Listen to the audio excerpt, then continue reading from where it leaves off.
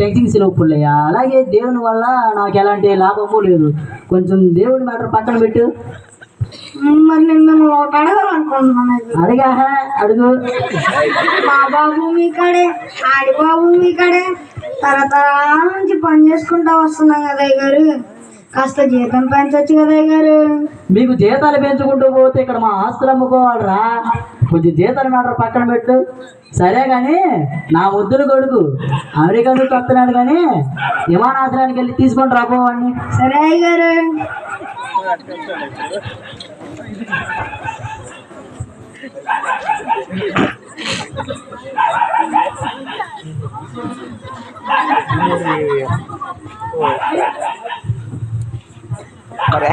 ఏమో ఏంటండి ఈరోజు ఎట్టకాలకి అయ్యగారిని జీతం పెంచమని అడిగాను.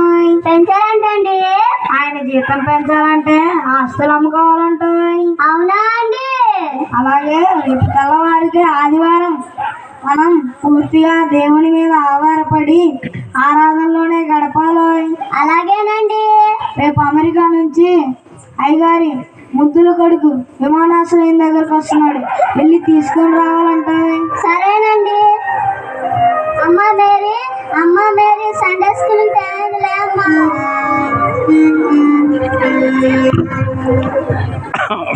అసలు ఆగను కూడా ఎప్పుడు ఎక్కినా కానీ చేతులు చెప్పకుండా వెళ్ళిపోతుంది.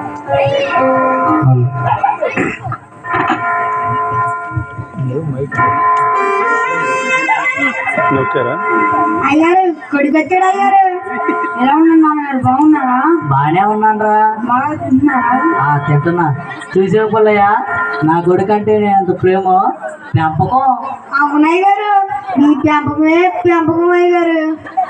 సరే కానీ రేపు బాబు విమానాశ్రమంలో వదిలిపెట్టురా. సరే అయ్య గారు.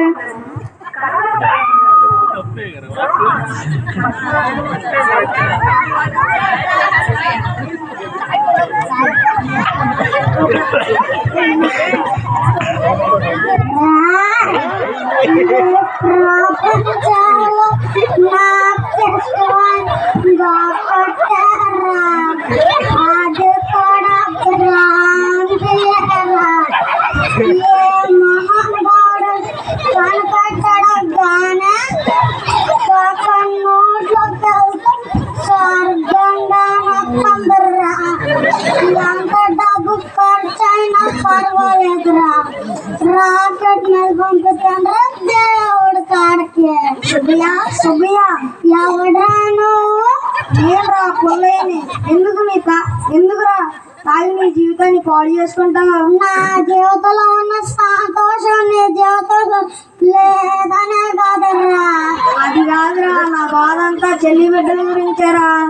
నాకు లేని బాధ నీకెందుకురా? గవర్నమెంట్ నా మీద ఆధారపడి బ్రతుకుతుందిరా. నేను లేకపోతే గవర్నమెంట్ లేదురా. నేను తాగినప్పుడు అలా వస్తున్నాడు రా. అలా ఆడారా? నువ్వు సొందమావా?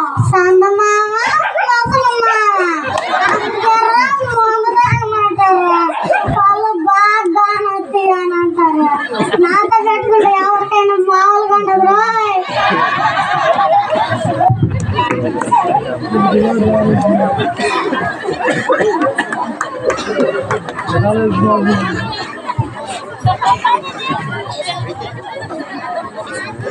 ఈ మాయదా ఫోన్ ఇప్పుడే రావాలా? ఏమండి మీ ఫోన్ వచ్చింది.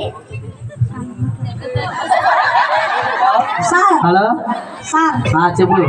మన ఫ్యాక్టరీలో ఎక్కువ ఆదాయం వస్తుందని ఆస్టిక్ యాసిడ్ తయారు చేస్తున్నాం కదా సార్.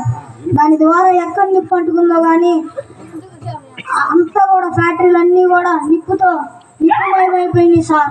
అలాగే పక్కనున్న పొలాలన్నీ కూడా తగలబడిపోయినాయి సార్. నిజమా? అవును సార్, మన పొలాలు మన ఫ్యాక్టరీలే సార్. మన ఫ్యాక్టరీ మన పొలాలా? అవును సార్. నిజంగానా? నిజంగా సార్.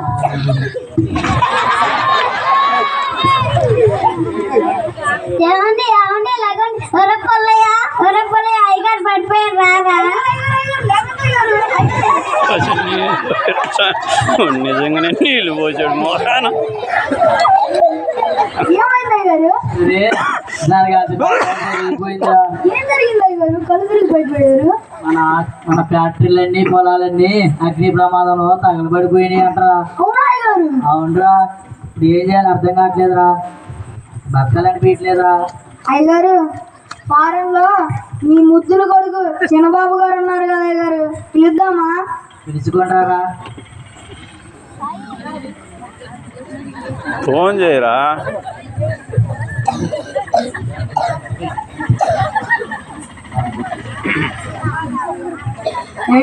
అంత అర్జెంట్ పిలిచారు. అరే, అగ్ని ప్రమాదంలో మన ఫ్యాక్టరీలన్నీ మన పొలాలన్నీ తగలబడిపోయిరా. ఉన్న ఆస్తులు కానీ అమ్మినా కానీ అప్పు తీరేలా లేదురా. నువ్వు వద్దు, నీ ఫ్యాక్టరీ వద్దు, నీ ఆస్తి వద్దు, అదే నువ్వే చూసుకుని వెళ్ళిపోతున్నాను.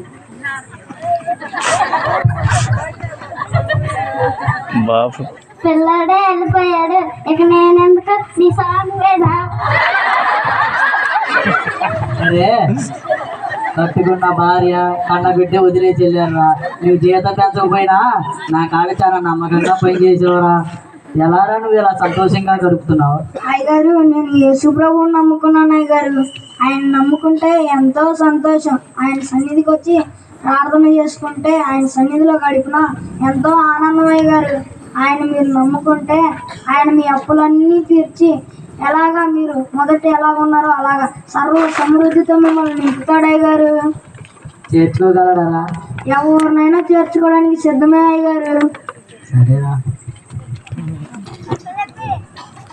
ఓకే ప్రభా, నా ఆస్తి మొత్తం అగ్ని ప్రమాదంలో తగలబడిపోయినాయా. నిన్ను నమ్ముకుంటూ న్యాయం దొరికితే వచ్చాను ప్రభా.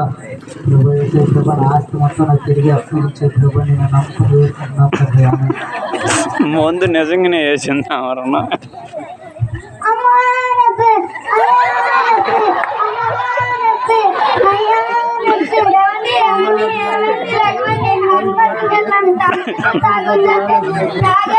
నా పరిస్థితి, నా పిల్లల పరిస్థితి ఏంటండి? లెగవండి.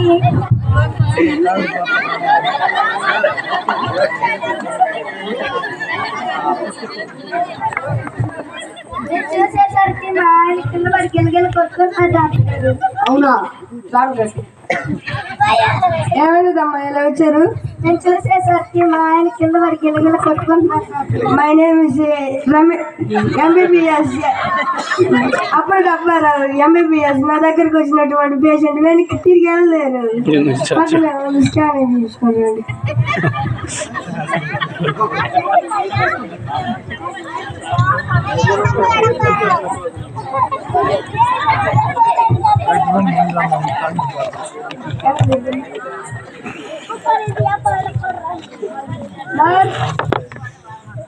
ఏమో బ్లడ్ చేస్తాను, స్కానింగ్ తీసుకోండి రాబు.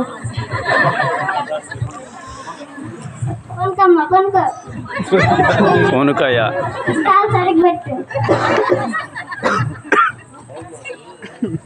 పైకి అమ్మా, పైకి.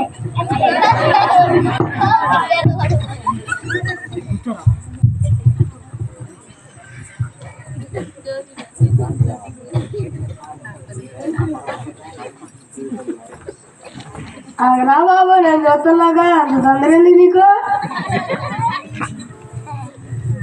కంగ్రాచులేషన్స్ రా. ఎందుకు డాక్టర్ గారు? మీరేమని ఫెయిల్ అయిపోయిందిరా. నువ్వు ఎక్కువ రోజు బతకలేవురా. తాగొద్దు తాగొద్దు అంటే తాగిద్దు. ఇప్పుడు బతకాలంటే ఎలా? తీసుకుని వెళ్ళు బాబు, తీసుకుని వెళ్ళు.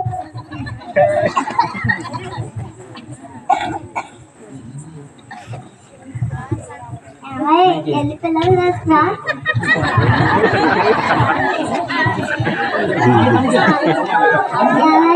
ఎల్లి పిల్లలు వేసుకురా.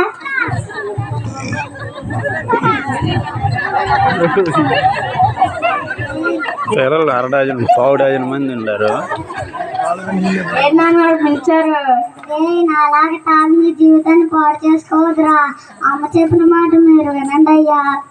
అలాగే నాన్నగారు.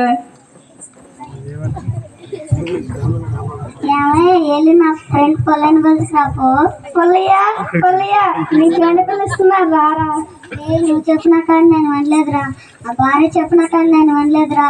రోజు చనిపోయే పరిస్థితికి వచ్చానురా. నువ్వేం బాధపడుకురా. నువ్వు యేసు ప్రభువుని నమ్ముకుంటే ఆయన నీకున్న అనారోగ్యాన్ని తీసివేసి నిన్ను ఆరోగ్యవంతుడిగా చేస్తాడురా. నువ్వు ఆయన ఆశ్రయించురా. దేవుడు నన్ను కూడా చేర్చుకుంటాడా? ఆయన ఎవరినైనా చేర్చుకుంటాడురా.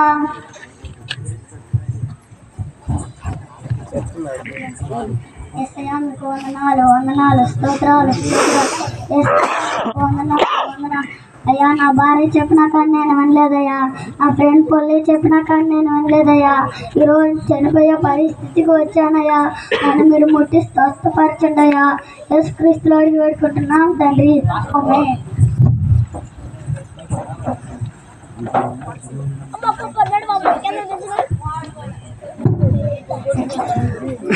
అరే పొల్లయ్య, నువ్వు చెప్పినట్టు దేవుని నమ్ముకున్నాక నా ఆస్తుపాస్తులన్నీ నా తిరిగి వచ్చినాయిరా.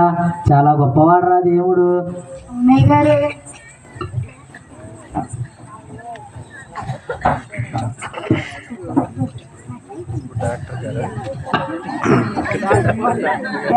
ఇంకా బతికే ఉన్నావు, చనిపోయాను అనుకున్నాను.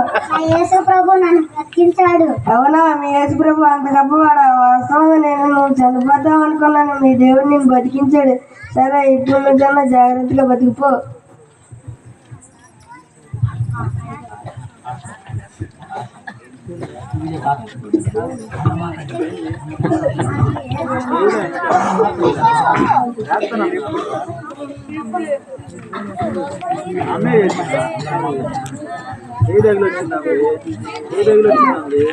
అయ్యగారు,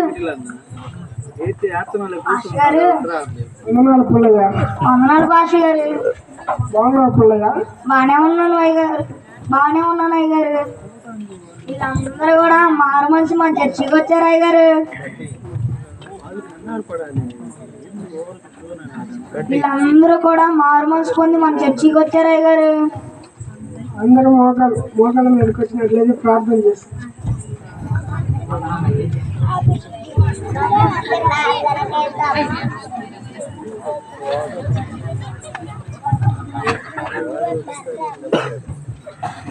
వీళ్ళందరూ మార్పు చేసి నీ సన్నిధికి నడిపించినందుకు నీకు వందనాలు. అలాగే మా దేశాన్ని, మా గ్రామాన్ని మీరే రక్షించండి. యేసు నామములో అడిగి వేడుకుంటున్నాం తండ్రి. ఆమేన్.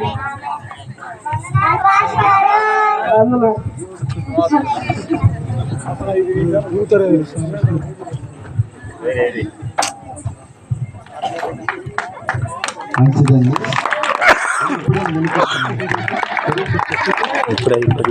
అదే నిలుపుతూ ఉన్నారు మీకు.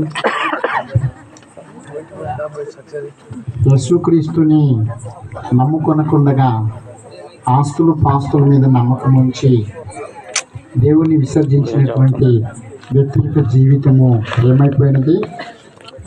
ఆస్తి అక్కడకు రాదు. కనుక ఎవరి మీద నమ్మకం ఉంచాలంట? ప్రతి ఒక్కరు కూడా ధారాళముగా దయచేస్తున్నటువంటి దేవుని యందే నమ్మకం ఉంచాలని చెప్పి దేవుని యొక్క వాక్యము తెలియచేస్తూ ఉన్నది. కనుక యేసు ప్రభు నమ్ముకున్న తరువాత మరలా రెండంతల ఆశీర్వాదాన్ని తాను పొందుకున్నాడు.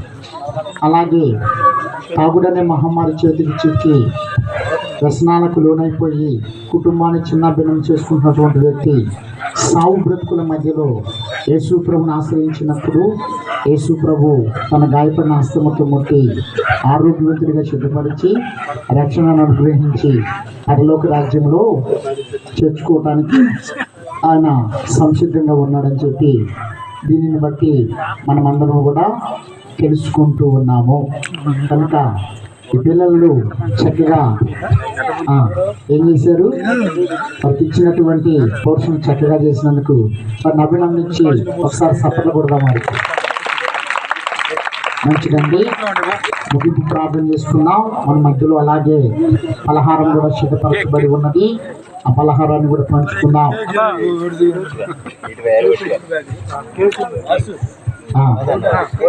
ఆ తరువాత కేక్ కూడా ఉందండి. సెమీ క్రిస్మస్ కనుక ఆ కేక్ను కూడా కట్ చేద్దాం. చిన్న మాట ప్రార్థన చేసుకున్నాం. ప్రేమ కలిగిన పరిశుద్ధ తండ్రి, నీకు వందనాలు, స్తోత్రాలు ప్రభువా. ఈ ప్రేమను బట్టి ఇంతవరకు ఈ పిల్లలకు